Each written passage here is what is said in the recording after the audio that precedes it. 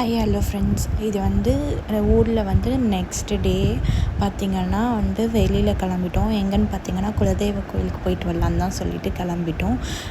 நாங்கள் வந்து குலதெய்வ கோயில் வந்து எங்களுக்கு மேச்சேரியில் இருக்க கருப்பசாமி ஐயனாரப்பன் அங்கே தான் போயிட்டுருக்கோம். பார்த்திங்கன்னா இந்த தொப்பூர் ஆலயம் இருக்கு இல்லையா, அங்கே பார்த்திங்கன்னா அவ்வளோ டிராஃபிக்கு, கிட்டத்தட்ட 1.5 hours டிராஃபிக் தாண்டி தான் நாங்கள் குலதெய்வ கோயில் ரீச் ஆனோம். இதுதான் எங்களோட குலதெய்வ கோயில். இங்கே பார்த்திங்கன்னா ஐயனாரப்பன் கருப்பசாமி அந்த கோயில்னால் நாங்கள் வந்து எப்போ ஊருக்கு போனாலும் குலதெய்வ கோயிலுக்கு போயிட்டு அங்கே சாமி கும்பிட்டு அதுக்கப்புறம் தான் வருவோம். அந்த மாதிரி இந்த டைமும் போயிட்டு சாமியெல்லாம் வந்து பூவெல்லாம் வச்சு மாலையெல்லாம் போட்டு அதுக்கப்புறம் வந்து சாமிக்கு வந்து பொங்கல்லாம் செஞ்சு எடுத்துகிட்டு வந்துடணும்.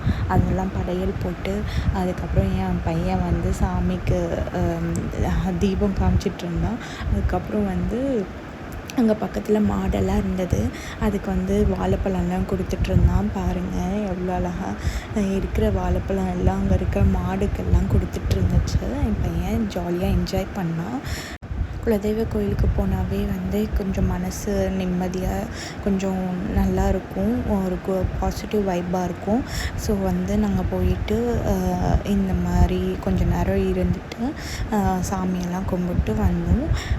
எங்கள் குலதெய்வம் என்னன்னுட்டு மறக்காமல் கமெண்ட்டில் சொல்லுங்கள். இந்த வீடியோ பார்க்குறவங்க மறக்காமல் என்னோடய சேனலை சப்ஸ்கிரைப் பண்ணிக்கோங்க.